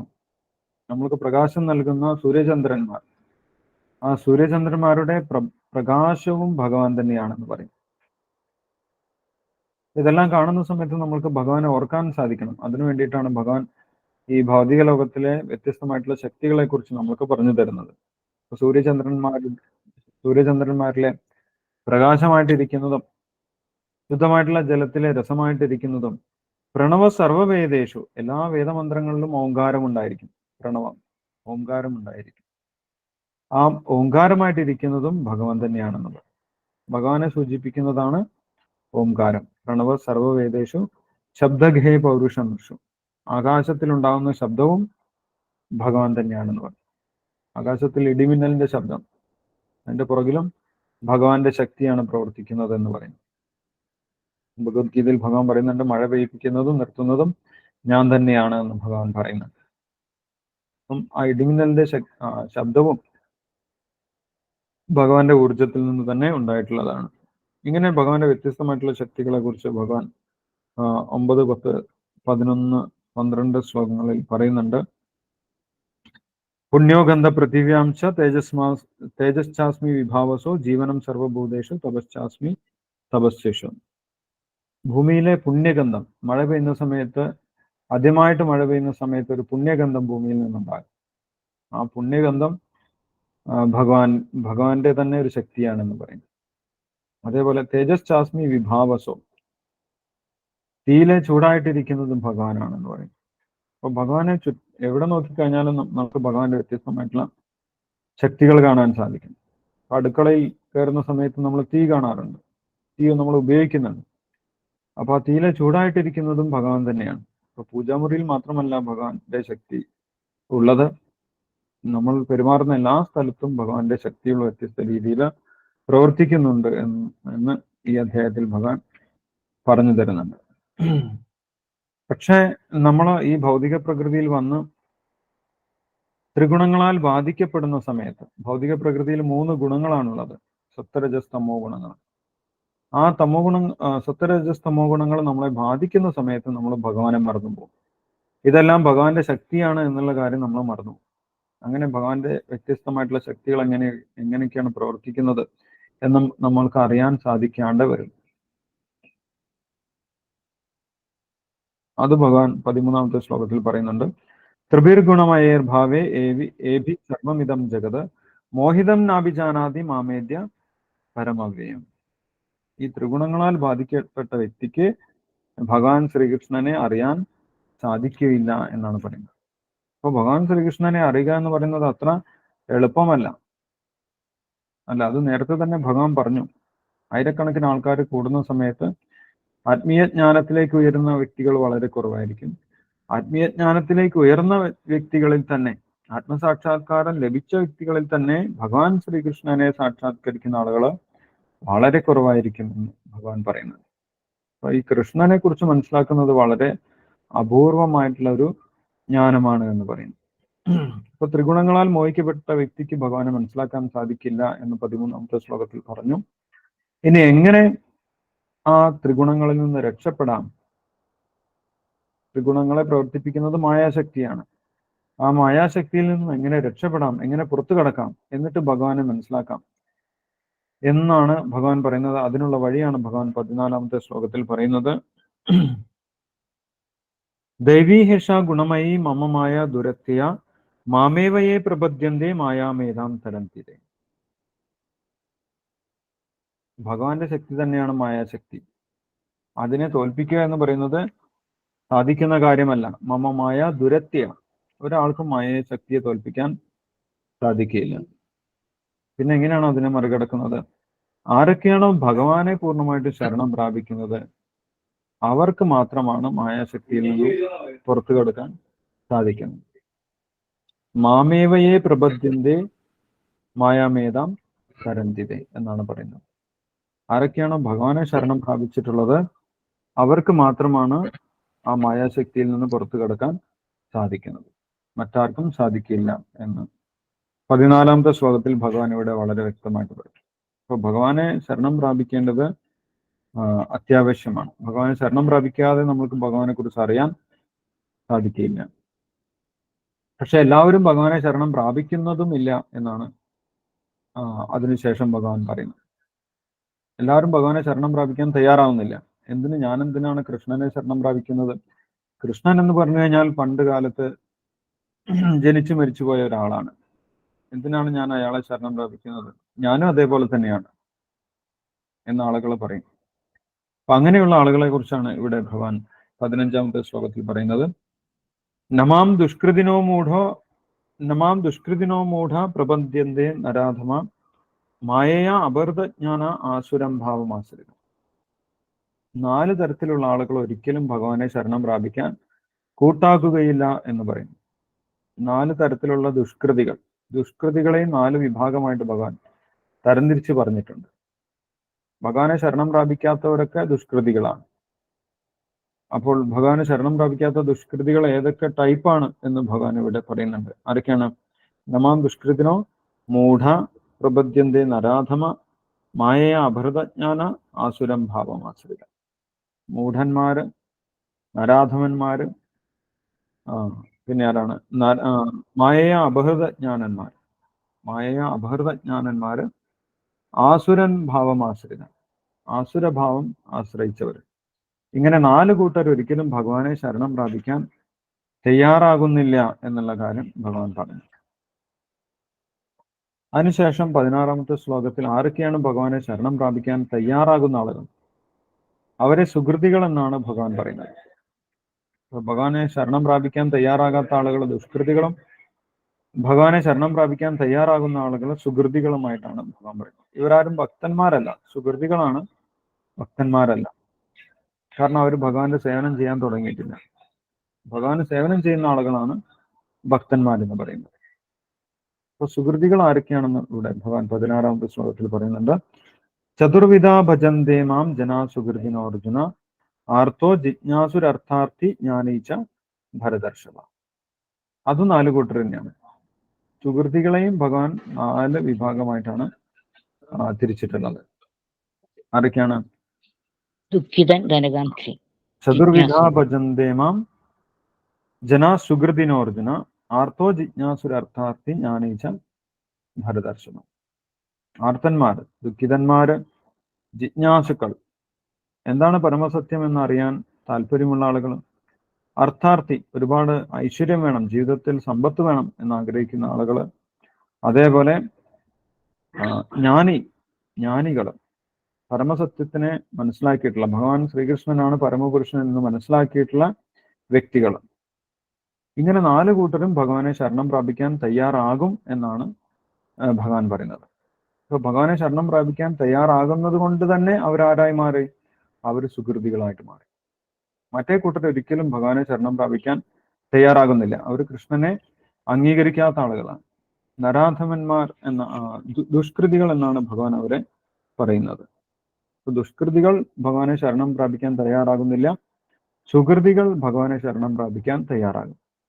2 കൂട്ടരും 4 വിഭാഗമായിട്ടാണ് ഭഗവാൻ പറഞ്ഞിട്ടുള്ളത്. ഇതിൽ ഒരു ജ്ഞാനി എങ്ങനെയാണ് ഭഗവാനെ ശരണം പ്രാപിക്കുന്നത് എന്ന് 19ാമത്തെ ശ്ലോകത്തിൽ ഭഗവാൻ പറയുന്നുണ്ട്. അതൊരൊറ്റ ജന്മം കൊണ്ടല്ല, ഒരുപാട് ജന്മത്തിലെ അറിവ് കൊണ്ടാണ് ഒരു വ്യക്തി, ഒരു ജ്ഞാനി ഭഗവാനെ ശരണം പ്രാപിക്കാൻ തയ്യാറാകുന്നത് എന്ന് പറയും. ഒരൊറ്റ ജന്മം കൊണ്ട് തന്നെ നമ്മൾ ഭഗവാൻ ശ്രീകൃഷ്ണനെ മനസ്സിലാക്കി ശരണം പ്രാപിച്ചു കൊള്ളണമെന്നില്ല. കാരണം ഇത് വളരെ രഹസ്യമായിട്ടുള്ള ജ്ഞാനമാണ്. അപ്പോൾ ഒരുപാട് ജന്മത്തിലെ പുണ്യം നേടിയതിനു ശേഷം, ഒരുപാട് ജന്മത്തിലൂടെ ജ്ഞാനം ആർജിച്ചതിന് ശേഷമാണ് ഒരു വ്യക്തി ഭഗവാൻ ശ്രീകൃഷ്ണനെ ശരണം പ്രാപിക്കാൻ തയ്യാറാകുന്നത് എന്ന് 19ാമത്തെ ശ്ലോകത്തിൽ ഭഗവാൻ പറയുന്നുണ്ട്. എന്താണ് ഭഗവാൻ പറയുന്നത്? ബഹൂനാം ജന്മനാം അന്തേ ജ്ഞാനവാൻ മാം പ്രപദ്യതേ. ഒരുപാട് ജന്മങ്ങൾക്ക് ശേഷമാണ് ഒരു വ്യക്തിയുടെ ജ്ഞാനം പൂർണ്ണതയിലെത്തുന്നത്. ആ വ്യക്തി ഭഗവാൻ ശ്രീകൃഷ്ണനെ ശരണം പ്രാപിക്കുന്നു എന്ന് പറയും, അല്ലെ? എല്ലാവിധ അറിവും കിട്ടിക്കഴിഞ്ഞാൽ, ഭഗവാനെ കുറിച്ച് അറിഞ്ഞു കഴിഞ്ഞാലാണ് ഒരു വ്യക്തി ഭഗവാനെ ശരണം പ്രാപിക്കുന്നത്. എന്ത് മനസ്സിലാക്കിയിട്ടാണ് ആ വ്യക്തി ഭഗവാനെ ശരണം പ്രാപിക്കുന്നത് എന്നും പറയുന്നുണ്ട്. എന്താണ് ജ്ഞാനി മനസ്സിലാക്കുന്നത്? വാസുദേവ സർവമിതി. ഭഗവാൻ വാസുദേവനാണ് എല്ലാം, കൃഷ്ണനാണ് എല്ലാറ്റിൻ്റെയും കാരണമായിട്ടുള്ളത്, സർവകാരണ കാരണം. പരമമായിട്ടുള്ള ഈശ്വരൻ ഭഗവാൻ വാസുദേവനാണ്, ഭഗവാൻ ശ്രീകൃഷ്ണനാണ് എന്ന് മനസ്സിലാക്കി ആ വ്യക്തി ഭഗവാനെ ശരണം പ്രാപിക്കുന്നു എന്നാണ് ഇവിടെ 19ാമത്തെ ശ്ലോകത്തിൽ പറയുന്നത്. ബഹൂനാം ജന്മനാമന്തേ ജ്ഞാനവാൻ മാം പ്രപദ്യതേ വാസുദേവ സർവമിതി സ മഹാത്മാ സുദുർലഭ. അങ്ങനെയുള്ള മഹാത്മാക്കള് ഈ ഭൗതിക ലോകത്തിൽ വളരെ കുറവാണ് എന്ന് പറയും. അപ്പൊ ഭഗവാനെ ശരണം പ്രാപിച്ച വ്യക്തികളെ ഭഗവാൻ ആരായിട്ടാണ് പറയുന്നത്? സുദുർലഭ മഹാത്മാക്കളായിട്ടാണ് പറയുന്നത്. സാധാരണ മഹാത്മാവല്ല, സുദുർലഭ മഹാത്മാവായിട്ടാണ് ഭഗവാനെ ശരണം പ്രാപിച്ചിട്ടുള്ള വ്യക്തികളെ ഭഗവാൻ പറയുന്നത്. അപ്പൊ ഒരു ജ്ഞാനിയുടെ പരിപൂർണത എന്ന് പറയുന്നത് ഭഗവാനെ ശരണം പ്രാപിക്കുക എന്നുള്ളതാണ്. അപ്പൊ ജ്ഞാനമാർഗത്തിൽ സഞ്ചരിച്ചാലും അവസാനം നമ്മൾ എന്ത് വേണം? ഭഗവാൻ ശ്രീകൃഷ്ണനെ മനസ്സിലാക്കും. കാരണം എല്ലാ വേദങ്ങളിലും ഭഗവാനെ കുറിച്ചാണ് പറയുന്നത്. വേദൈശ്ച സർവേർ അഹമേവ വേദ്യോ എന്ന് ഭഗവാൻ പറയുന്നുണ്ട്. എല്ലാ വേദങ്ങളിലും ഭഗവാൻ ശ്രീകൃഷ്ണനെ കുറിച്ചാണ് സൂചിപ്പിക്കുന്നത്. അങ്ങനെ വേദങ്ങളൊക്കെ പഠിച്ച് അവസാനം ഭഗവാൻ ശ്രീകൃഷ്ണൻ തന്നെയാണ് പരമപുരുഷൻ എന്നൊരു വ്യക്തിക്ക് ഒരുപാട് ജന്മങ്ങൾക്ക് ശേഷം മനസ്സിലാക്കാൻ സാധിക്കും. ആ വ്യക്തി ഭഗവാനെ ശരണം പ്രാപിക്കും. ആ വ്യക്തിയാണ് ഭഗവാൻ സുദുർലഭ മഹാത്മാവ് എന്ന് പറഞ്ഞിട്ടുള്ളത്. പക്ഷെ മറ്റുള്ള ആളുകൾക്ക് ഭൗതിക ആഗ്രഹങ്ങൾ ഉള്ളത് കൊണ്ട് അവരുടെ ജ്ഞാനം പൂർണ്ണമാകുന്നില്ല. ഒരിക്കലും അവരുടെ ജ്ഞാനം പൂർണ്ണമാകുന്നില്ല. എന്തുകൊണ്ടാണ്? കാമൈസ്തേസ്തൈർ ഹൃദജ്ഞാന 20ാമത്തെ ശ്ലോകത്തിൽ പറയും. കാമൈസ്തേസ്തൈർ ഹൃദജ്ഞാന, അവരുടെ ജ്ഞാനം എപ്പോഴും കവർന്നെടുക്കും. ആരാണ് കവർന്നെടുക്കുന്നത്? മായാശക്തി. ഭഗവാനെ കുറിച്ചുള്ള ജ്ഞാനം കവർന്നെടുക്കും. ഭഗവാൻ ശ്രീകൃഷ്ണനെ കുറിച്ച് അവർക്ക് മനസ്സിലാക്കാൻ സാധിക്കുകയില്ല. കാരണം എന്താണ്? കാമം ആണ്. കാമം കാരണം, നേരത്തെ തന്നെ ഭഗവാൻ പറഞ്ഞിട്ടുണ്ടായിരുന്നു, കാമം കാരണം നമ്മുടെ ജ്ഞാനം ഇല്ലാതാകും. ജ്ഞാനവിജ്ഞാന നാശനം, നമ്മുടെ ജ്ഞാനവും വിജ്ഞാനം നശിപ്പിക്കുന്നതാണ് കാമം എന്ന് പറയുന്നു. അപ്പൊ ഭഗവാനെ കുറിച്ചുള്ള ജ്ഞാനം നശിപ്പിക്കുന്നതാണ് കാമം. ആ കാമം കൊണ്ട് ജ്ഞാനം നഷ്ടപ്പെട്ടു കഴിഞ്ഞാൽ എന്ത് സംഭവിക്കും? നമ്മൾ ദേവന്മാരെ ആരാധിക്കാൻ തുടങ്ങുമെന്നാണ് പറയുന്നത്. കാമൈസ്തൈസ്തൈ ഹൃദജ്ഞാന പ്രപദ്യന്തേ അന്യദേവത തം നിയമമാസ്ഥായ പ്രകൃത്യാ നിയതാ സ്വയാ. അവർ വിചാരിക്കുന്നത് ദേവന്മാർ തന്നെയാണ് ഈശ്വരൻ എന്നാണ് വിചാരിക്കുന്നത്. യഥാർത്ഥത്തിൽ ദേവന്മാർ ഭഗവാന്റെ സേവകന്മാരാണ്, അല്ലെ? ആ സേവകന്മാരെ ഈശ്വരനായിട്ട് കണക്കാക്കി എല്ലാവരും ഈശ്വരനാണ് എന്ന് അവർ വിചാരിക്കും. എല്ലാവരും ഭഗവാനാണ് എന്നാണ് അവർ വിചാരിക്കുന്നത്. അത് ആരാണ് വിചാരിക്കുന്നത്? കാമൈസ്തൈസ്തൈർ ഹൃദജ്ഞാന. കാമം കൊണ്ട് ജ്ഞാനം നഷ്ടപ്പെട്ടവരാണ് ദേവന്മാരെ ഈശ്വരനായിട്ട് ആരാധിക്കുന്നത്. എന്ന് ഭഗവാൻ പറയും. അപ്പോൾ ഓരോരോ നിയമങ്ങൾ അനുസരിച്ച് അവർ ഓരോ ദേവനും ഉള്ള നിയമങ്ങൾ അനുസരിച്ച് അവർ ദേവതാരാധന ചെയ്യുമെന്നാണ് പറയുന്നത്. അങ്ങനെ ദേവത ആരാധന ചെയ്യുന്നവർക്കുള്ള അനുഗ്രഹം നൽകുന്നതും ഭഗവാൻ തന്നെയാണെന്ന് അടുത്ത ശ്ലോകങ്ങളിൽ ഭഗവാൻ പറയുന്നുണ്ട്. 22ാമത്തെ ശ്ലോകത്തിൽ സതയാ ശ്രദ്ധയായുക്ത തസ്യാരാധനമിഹത്തെ ലഭതേജ തതക്കാമാൻ മയ്യേവ വിഹിതാൻ ഹിതാൻ. ദേവന്മാർക്ക് സ്വന്തമായിട്ട് ഒരു അനുഗ്രഹം നൽകാൻ സാധിക്കില്ല. അവർക്ക് ഭഗവാന്റെ പെർമിഷൻ വേണം. എന്തെങ്കിലും ഒരു അനുഗ്രഹം തന്റെ ഭക്തന് നൽകണമെങ്കിൽ ദേവന് ഭഗവാന്റെ പെർമിഷൻ ആവശ്യമാണ്, അല്ലെ? പരമാത്മാവിന്റെ അനുഗ്രഹം ഇല്ലാതെ ഒന്നും, അനുമതി ഇല്ലാതെ ഈ ഭൗതിക ലോകത്തൊന്നും ചെയ്യാൻ സാധിക്കില്ല. അത് ഭഗവാൻ വ്യക്തമാക്കുന്നുണ്ട്. ഉപദ്രഷ്ട അനുമന്ത, അനുമതിദായകനാണ് ഭഗവാൻ. അപ്പം ദേവന്മാർക്ക് തന്റെ ഭക്തന്മാർക്ക് എന്തെങ്കിലും അനുഗ്രഹം നൽകണമെങ്കിലും ദേവന്മാർ എന്ത് ചെയ്യണം? ഭഗവാന്റെ പെർമിഷൻ ചോദിക്കണം. ആ ഭഗവാന്റെ പെർമിഷൻ ഉണ്ടെങ്കിലേ എന്തെങ്കിലും ഒരു അനുഗ്രഹം തന്റെ ഭക്തന് നൽകാൻ ദേവന്മാർക്ക് പോലും സാധിക്കുകയുള്ളൂ എന്നിവിടെ 22ാമത്തെ ശ്ലോകത്തിൽ ഭഗവാൻ പറയുന്നു. സതയാ ശ്രദ്ധയായുക്ത തസ്യാരാധനമിഹതേ ലഭതേജ തതക്കാമാൻ മയ്യേവ വിഹിതാൻ ഹിതാൻ. അത് എന്റെ വിഹിതം തന്നെയാണ്, പക്ഷെ അവർ ദേവന്മാരിലൂടെ സ്വീകരിക്കുന്നു എന്ന് മാത്രമേ ഉള്ളൂ. പക്ഷെ അങ്ങനെ ചെയ്യുന്നത് അത്ര ബുദ്ധിയല്ല എന്ന് ഭഗവാൻ ഇവിടെ 23ാമത്തെ ശ്ലോകത്തിൽ പറയുന്നു. നേരിട്ട് ഭഗവാനെ ആരാധിക്കുന്നതാണ് ബുദ്ധിമാന്മാർ ചെയ്യേണ്ടത്. വളഞ്ഞ വഴിക്ക് ദേവന്മാരിലൂടെ ഭഗവാനെ ആരാധിക്കേണ്ട ആവശ്യമില്ല എന്ന് 23ാമത്തെ ശ്ലോകത്തിൽ ഭഗവാൻ വ്യക്തമായിട്ട് പറയുന്നുണ്ട്. അന്തവത്തു ഫലം തേഷാം തദ്ഭവത്തി അല്പമേധസാം ദേവാൻ ദേവയജോ യാന്തി മദ്ഭക്ത യാന്തി മാമപി. അല്പമേധസ്സുകൾ, ബുദ്ധി കുറഞ്ഞ ആളുകളാണ് ദേവന്മാരെ ആരാധിക്കുന്നത് എന്ന് ഭഗവാൻ എടുത്തു പറയുന്നു. അന്തവത്തു ഫലം തേഷാം, കാരണം എന്താണ്? ദേവന്മാരിൽ നിന്ന് ലഭിക്കുന്ന അനുഗ്രഹമൊക്കെ ഈ ജന്മം കൊണ്ട് ഇല്ലാതായിത്തീരുന്ന അനുഗ്രഹമാണ്. ഭൗതികമായിട്ടുള്ള അനുഗ്രഹങ്ങളാണ് ദേവന്മാരിൽ നിന്ന് കിട്ടുന്നത്. പക്ഷെ ഭഗവാനിൽ നിന്ന് കിട്ടുന്ന അനുഗ്രഹം അത് നമ്മുടെ കൂടെ പെർമനന്റ് ബാലൻസ് ആയിട്ട് നമ്മുടെ കൂടെ തന്നെ ഉണ്ടാകും. അതൊരിക്കലും നഷ്ടപ്പെടുന്നില്ല, അവ്യയമായിട്ട് നമ്മുടെ കൂടെ തന്നെ ഉണ്ടാകും. എല്ലാ ജന്മത്തിലും ഭഗവാന്റെ അനുഗ്രഹം നമ്മുടെ കൂടെ തന്നെ ഉണ്ടാകും. പക്ഷെ ദേവന്മാരിൽ നിന്ന് അനുഗ്രഹം കിട്ടുന്ന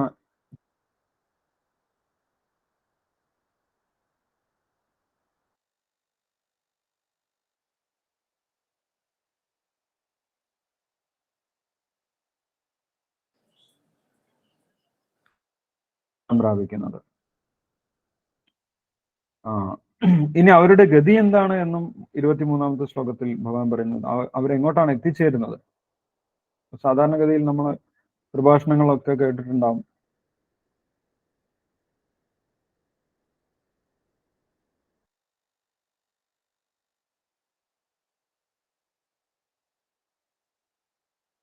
ശാന്തി. ദേവന്മാരെ, നമ്മൾ ഏത് ദേവനെയാണോ ആരാധിക്കുന്നത് ആ ദേവന്റെ അടുത്തേക്കാണ് നമ്മൾ പോകുന്നത്. ദേവാൻ ദേവയജോ യാന്തി മദ്ഭക്ത യാന്തി മാമപി. ഭഗവാന്റെ ഭക്തന്മാർ മാത്രമാണ് ഭഗവാന്റെ അടുത്തേക്ക് അല്ലെങ്കിൽ വൈകുണ്ഠ ലോകത്തിലേക്ക് തിരിച്ചു പോകുന്നത്. അപ്പൊ എല്ലാവരും ഭഗവാന്റെ അടുത്തേക്ക് തിരിച്ചു പോകുന്ന ഭഗവാൻ ഭഗവത്ഗീതയിൽ സമ്മതിക്കുന്നില്ല. ദേവന്മാരെ ആരാധിക്കുന്നവർ ദേവന്മാരുടെ ലോകത്തിലേക്കാണ് പോകുന്നത്, ഭഗവാനെ ആരാധിക്കുന്നവർ ഭഗവാന്റെ അടുത്തേക്ക് പോകും എന്ന് ഇവിടെ ഭഗവാൻ വളരെ വ്യക്തമായിട്ട് പറയുന്നുണ്ട്. ഇനി അടുത്ത 8ാമത്തെ അധ്യായത്തിൽ ഇത് വിശദീകരിച്ച് പറയുന്നുണ്ട്. അല്ലെ, ഏത് ഭാവത്തിനെയാണോ നമ്മൾ ആരാധിക്കുന്നത് ആ ഭാവത്തിലേക്കാണ് നമ്മൾ എത്തിച്ചേരുക എന്നുള്ള കാര്യമൊക്കെ ഭഗവാൻ ഇനി വളരെ വ്യക്തമായിട്ട് പറയുന്നുണ്ട്. യെസ്.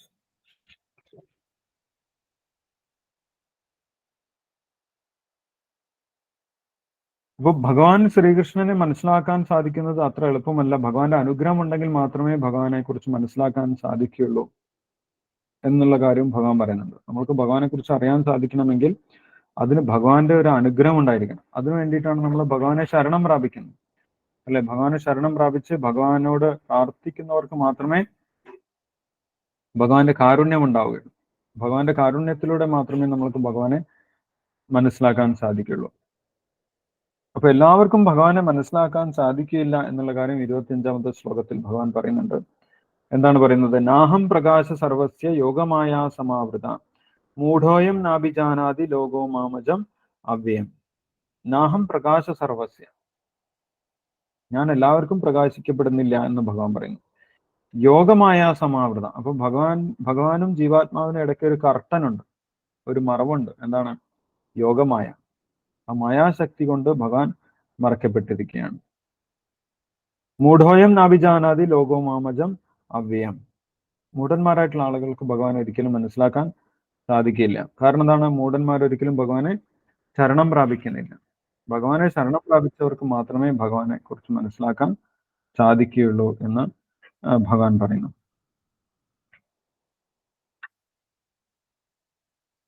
ഒരുപാട് ജന്മങ്ങളിലൂടെ നമ്മൾക്ക് നേടിയ പുണ്യത്തിന്റെ ഫലമായിട്ടാണ് നമ്മൾക്ക് ഭഗവാനെ കുറിച്ച് കുറച്ചെങ്കിലും മനസ്സിലാക്കാൻ സാധിക്കുന്നത് എന്ന് 28ാമത്തെ ശ്ലോകത്തിൽ പറയുന്നുണ്ട്. യേശാം ത്വന്തഗതം പാപം. നമ്മുടെ പാപങ്ങളൊക്കെ ഇല്ലാതാവുന്ന സമയത്താണ് നമ്മൾക്ക് ഭഗവാനെ കുറിച്ച് യഥാർത്ഥ രീതിയിൽ കേൾക്കാനുള്ള അവസരം ഉണ്ടാകുന്നത്. ഭഗവാനെ കുറിച്ച് ഉള്ള സത്യം അതേപടി നമ്മൾക്ക് കേൾക്കാനുള്ള അവസരം എപ്പോഴാണ് ഉണ്ടാവുന്നത്? യേശാം ത്വന്തഗതം പാപം. നമ്മുടെ പാപങ്ങളൊക്കെ തീരുന്ന സമയത്താണ്. ഒരുപാട് ജന്മങ്ങളിലൂടെ നമ്മൾ പുണ്യപ്രവൃത്തികൾ ചെയ്ത് പാപങ്ങളൊക്കെ തീരുന്ന സമയത്താണ് നമ്മൾക്ക് ഭഗവാനെ കുറിച്ച് യഥാർത്ഥ രീതിയിൽ മനസ്സിലാക്കാൻ സാധിക്കുന്നത്. യേശാം ത്വന്തഗതം പാപം ജനാനാം പുണ്യകർമ്മണാം ഹേ ദ്വന്ദ്വമോഹ നിർമുക്ത ഭജന്തേ മാം ദൃഢവ്രത. അങ്ങനെ ഭഗവാനെ കുറിച്ച് മനസ്സിലാക്കി കഴിഞ്ഞാൽ അവർക്ക് മായാശക്തിയിൽ നിന്നും മോചനം നേടാൻ സാധിക്കും. ഭജന്തേ മാം ദൃഢവ്രത. അവര് എന്ത് ചെയ്യും? ദൃഢമായിട്ട് നിത്യമായിട്ട് ഭഗവാന്റെ സേവനം ചെയ്യാൻ ആരംഭിക്കും, ഭഗവാനെ ഭജിക്കാൻ ആരംഭിക്കുമെന്നാണ് പറയുന്നത്. അപ്പൊ പാപം ചെയ്യുന്ന ആളുകൾക്ക് ഒരിക്കലും ഭഗവാനെ സമീപിക്കാനോ ഭഗവാനിൽ വിശ്വാസം ഉണ്ടാകാനോ ഭഗവാനെ ഭജിക്കാനോ സാധിക്കില്ല. കാരണം എന്താണ്? ഭഗവാൻ പവിത്രമാണ്, ഭഗവാൻ ശുദ്ധമാണ്. ശുദ്ധമായിട്ടുള്ള ഒരു വ്യക്തിയെ, പവിത്രമായിട്ടുള്ള ഒരു വ്യക്തിയെ സമീപിക്കണമെങ്കിൽ നമ്മളും പവിത്രമായിരിക്കണം, നമ്മളും ശുദ്ധരായിരിക്കണം. നമ്മൾ പാപങ്ങൾ ചെയ്തുകൊണ്ട് നമ്മൾക്ക് ഭഗവാന്റെ ഭക്തി തുടരാൻ സാധിക്കുകയില്ല. അപ്പൊ ഭഗവാനെ കുറിച്ച് അറിയണമെങ്കിലും ഭഗവാന്റെ ഭക്തിയിലേക്ക് പ്രവേശിക്കണമെങ്കിലും നമ്മുടെ പാപങ്ങൾ ഇല്ലാതാകണം. പാപങ്ങൾ ഇല്ലാതായാൽ മാത്രമേ നമ്മൾക്ക് ഭഗവാനെ കുറിച്ച് അറിയാനും ഭഗവാന്റെ സേവനത്തിലേക്ക് പ്രവേശിക്കാനും സാധിക്കുകയുള്ളൂ എന്നാണ് ഇവിടെ ഭഗവാൻ പറയുന്നത്. ഇനി അങ്ങനെ ഭഗവാനെ ഭജിച്ചു കഴിഞ്ഞാൽ എന്താണ് ആദ്യത്തെ ഒരു നേട്ടം എന്ന് ഭഗവാൻ പറയുന്നുണ്ട് 29ാമത്തെ ശ്ലോകത്തില്. ജരാമരണ മോക്ഷായ മാമാശ്രിത്യ യദന്തിയെ തേ ബ്രഹ്മതദ്വിദ് കൃഷ്ണ അധ്യാത്മം കർമ്മ ചാഖിലം. ജരാമരണ മോക്ഷായ. ഭഗവാനെ ആരാധിക്കുന്നതിലൂടെ മാത്രമേ നമ്മൾക്ക് ജരാമരണങ്ങളിൽ നിന്നും മോക്ഷം ലഭിക്കുകയുള്ളൂ. ഈ ഭൗതിക ലോകത്തിൽ നിന്നും അല്ലെങ്കിൽ ജന്മമൃത്യു ജരാവ്യാധികളിൽ നിന്നും മോക്ഷം നൽകാൻ സാധിക്കുന്ന ഒരേ ഒരു വ്യക്തി ഭഗവാനാണ്. ഭഗവാൻ വിഷ്ണുവാണ്, അല്ലെങ്കിൽ ഭഗവാൻ ശ്രീകൃഷ്ണൻ.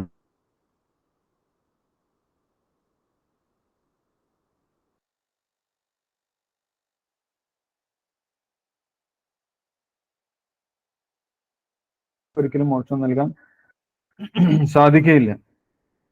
ഇപ്പം ഹിരണ്യകശിപു വലിയ തപസ് ചെയ്ത് ബ്രഹ്മാവിനെ പ്രീതിപ്പെടുത്തി. ബ്രഹ്മാവിനോട് പറഞ്ഞു, എനിക്ക് അമരത്വം വേണം, ഞാൻ ഒരിക്കലും മരിക്കാത്ത വ്യക്തിയായിട്ട് മാറണം. അപ്പൊ ബ്രഹ്മ പറഞ്ഞു, ഞാൻ തന്നെ മരിക്കും. അല്ല, എനിക്കും ആയുസ്സിന് കണക്കുണ്ട്. ആ കണക്കൊക്കെ ഭഗവത്ഗീതയിൽ പറയുന്നുണ്ട്. സഹസ്രയുഗ പര്യന്തം ഹരിത് ബ്രഹ്മണോവിധം. ബ്രഹ്മാവിന്റെ പകലിന്റെ ദൈർഘ്യമൊക്കെ ഭഗവത്ഗീതയിൽ പറയുന്നുണ്ട്. അപ്പൊ ബ്രഹ്മാവിനും ആയുസ്സുണ്ട്, ബ്രഹ്മാവ് മരിക്കുന്ന വ്യക്തിയാണ്. അപ്പൊ അങ്ങനെയുള്ള മരിക്കുന്ന ദേവന്മാരുടെ അടുത്ത് പോയിട്ട് നമ്മൾക്ക് മോക്ഷം ചോദിച്ചു കഴിഞ്ഞാൽ അവർക്ക് നൽകാൻ സാധിക്കില്ല. അവർ പോലും മോക്ഷത്തിന് വേണ്ടി കാത്തിരിക്കുന്ന ആളുകളാണ്. ഭൂമിയിൽ വന്ന് മനുഷ്യനായിട്ട് ജനിച്ച് ഭക്തി ചെയ്താലേ മോക്ഷം കിട്ടുള്ളൂ എന്ന് അവർക്കറിയാം. അപ്പൊ അതിനുവേണ്ടി കാത്തിരിക്കുന്ന ആളുകളാണ് ദേവന്മാർ. അപ്പൊ അവരോട് മോക്ഷം ചോദിച്ചിട്ട് യാതൊരു കാര്യമില്ല.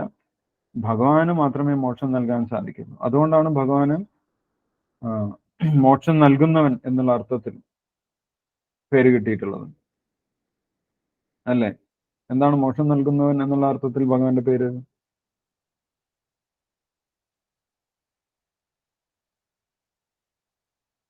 ഭഗവാൻ ഒരു പേരുണ്ട്, മോക്ഷം നൽകുന്ന. യെസ്, മുകുന്ദൻ, അല്ലെ? മുകുന്ദൻ, നവമുകുന്ദ ടെമ്പിളൊക്കെ നമ്മൾക്കറിയാം. ആ മുകുന്ദൻ, മോക്ഷം നൽകുന്നവൻ. മോക്ഷം നൽകാൻ സാധിക്കുന്നത് ഭഗവാന് മാത്രമാണ്. ഭഗവാൻ വിഷ്ണുവിന് മാത്രമേ നമ്മൾക്ക് മോക്ഷം നൽകാൻ സാധിക്കുള്ളൂ. അപ്പോൾ ഭഗവാനെ ആരാധിക്കുന്നവർക്ക് ഭഗവാൻ പെട്ടെന്ന് തന്നെ മോക്ഷം നൽകും എന്നിവിടെ 29ാമത്തെ ശ്ലോകത്തിൽ പറയുന്നു. ജരാമരണ മോക്ഷായ മാമാശ്രിത്യ യദന്തിയെ ഹേ ബ്രഹ്മതദ്വിദ് കൃഷ്ണ അധ്യാത്മം കർമ്മ ചാകിലം. അവർക്ക് മോക്ഷവും ലഭിക്കും, അതേപോലെ അവർക്ക് ആധ്യാത്മികമായിട്ടുള്ള ഉയർച്ചയും പെട്ടെന്ന് തന്നെ ഉണ്ടാകും, ആത്മീയമായിട്ടുള്ള ഉയർച്ചയും ഉണ്ടാകും എന്ന് പറയും. ഇനി മോക്ഷം ഉണ്ടാകണമെങ്കിൽ എന്ത് സംഭവിക്കണം? നമ്മൾ അവസാന സമയത്ത് അന്തേ നാരായണ സ്മൃതി, മരിക്കുന്ന സമയത്ത്, ഈ ശരീരം വെടിയുന്ന സമയത്ത് ഭഗവാനെ സ്മരിക്കണം. ആ ഭഗവാനെ സ്മരിച്ചാലാണ് നമ്മൾക്ക് മോക്ഷം നേടി പോകാൻ സാധിക്കുന്നത്, തിരിച്ചു വരേണ്ടാത്ത അവസ്ഥയിലേക്ക് പോകാൻ സാധിക്കുന്നത്. അപ്പം അവസാന സമയത്ത് ഭഗവാനെ സ്മരിക്കണമെങ്കിൽ ഉള്ള ഒരു മാർഗം ഇവിടെ 30-ാമത്തെ ശ്ലോകത്തിൽ ഭഗവാൻ പറഞ്ഞു തരുന്നു. അവസാന സമയത്ത് ഭഗവാനെ സ്മരിക്കണമെങ്കിൽ ഒരു മെത്തേഡുണ്ട്. എന്താണ് മെത്തേഡ്? 3 രീതിയിൽ ഭഗവാനെ കുറിച്ച് ഉള്ള കാര്യങ്ങൾ, 3 കാര്യങ്ങൾ നമ്മൾ അറിഞ്ഞിരിക്കണം. ഭഗവാനെ കുറിച്ച് 3 സത്യങ്ങൾ നമ്മൾക്ക് ബോധ്യപ്പെടണം.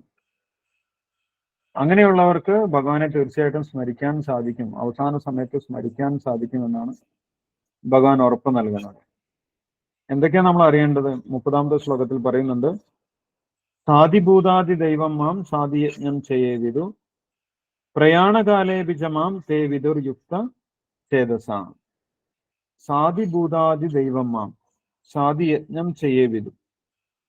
എല്ലാ ജീവജാലങ്ങളുടെയും അധിപനാണ് ഭഗവാൻ. എല്ലാ ജീവജാലങ്ങളെയും നിയന്ത്രിക്കുന്ന വ്യക്തിയാണ് ഭഗവാൻ. സാധിഭൂതാദി, എല്ലാ ദേവന്മാരുടെയും അധിപതിയാണ് ഭഗവാൻ ശ്രീകൃഷ്ണൻ. എല്ലാ യജ്ഞങ്ങളുടെയും അധിപതിയാണ് ഭഗവാൻ ശ്രീകൃഷ്ണൻ. ഇങ്ങനെ 3 കാര്യങ്ങൾ നമ്മൾ അറിഞ്ഞിരിക്കണം. എന്തൊക്കെ അറിഞ്ഞിരിക്കണം? എല്ലാ ജീവജാലങ്ങളുടെയും അധിപതിയാണ് ഭഗവാൻ ശ്രീകൃഷ്ണൻ, എല്ലാ ദേവന്മാരുടെയും അധിപതിയാണ് ഭഗവാൻ ശ്രീകൃഷ്ണൻ, എല്ലാ യജ്ഞങ്ങളുടെയും അധിപതിയാണ് ഭഗവാൻ ശ്രീകൃഷ്ണൻ എന്ന് ബോധ്യപ്പെട്ട വ്യക്തിക്ക് മരണസമയത്ത് ഭഗവാനെ കുറിച്ച് സ്മരിക്കാനുള്ള ആ അവസരം, മരണസമയത്തും ഭഗവാനെ സ്മരിക്കാനുള്ള അവസരം ഭഗവാൻ തന്നെ നൽകുമെന്നാണ് പറയുന്നത്. പ്രയാണകാലേ വിജമാം തേ വിദുർയുക്ത ചേതസ. അവസാന സമയത്ത് ആ വ്യക്തിക്ക് ഭഗവാനെ സ്മരിച്ച് തിരിച്ചു പോകാൻ സാധിക്കും, ഭഗവാനെ കുറിച്ച് ഈ 3 സത്യങ്ങള് ബോധ്യപ്പെട്ട വ്യക്തിക്ക്. അപ്പൊ ഇതിൽ അർജുന് കുറച്ച് സംശയങ്ങൾ ഉണ്ടാവുന്നുണ്ട്. എങ്ങനെയാണ് അവസാന സമയത്ത് ഭഗവാനെ സ്മരിക്കാൻ സാധിക്കുന്നത്? എന്താണ് നമ്മൾ ചെയ്യേണ്ടത് എന്നൊക്കെ അർജുനൻ ചോദിക്കുന്നുണ്ട് അടുത്ത അധ്യായത്തിൽ. അതേപോലെ ഈ അധ്യായത്തിൽ പറഞ്ഞിട്ടുള്ള ചില വാക്കുകൾക്ക് വിശദീകരണം അർജുനൻ ചോദിക്കുന്നുണ്ട്. എന്താണ് ബ്രഹ്മം, എന്താണ് അധ്യാത്മം, എന്താണ് കർമ്മം, എന്താണ് അതിഭൂതം, എന്താണ് അതിദൈവം? ഇവിടെ ഭഗവാൻ പറഞ്ഞു സാധിഭൂതാദി ദൈവം മാം എന്ന് പറഞ്ഞു. അപ്പൊ എന്താണ് അതിഭൂതം, എന്താണ് അതിദൈവം എന്നൊക്കെ അതിന്റെ വിശദീകരണം അർജുനൻ ചോദിക്കുന്നുണ്ട്. അതിന്റെ വിശദീകരണം ഭഗവാൻ വിശദമായിട്ട് അടുത്ത അധ്യായത്തിൽ പറയുന്നുണ്ട്.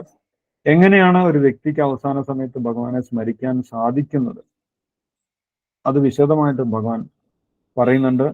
ഏത് സമയത്ത് മരിച്ചവർക്കാണ് തിരിച്ചു വരേണ്ടത്, ഏത് സമയത്ത് മരിച്ചവർക്കാണ് തിരിച്ചു വരേണ്ടാത്തത്, ഇതൊക്കെ അടുത്ത അധ്യായത്തിൽ ഭഗവാൻ നമുക്ക് പറഞ്ഞു തരുന്നുണ്ട്. നമുക്കത് അടുത്ത ദിവസം കേൾക്കാം. ഇപ്പോൾ നമ്മൾ പറഞ്ഞിട്ടുള്ളതിൽ, നമ്മൾ വായിച്ചിട്ടുള്ളതിൽ എന്തെങ്കിലും സംശയങ്ങളുണ്ടെങ്കിൽ ഇപ്പോൾ ഡിസ്കസ് ചെയ്യാം. ഹരേ കൃഷ്ണ.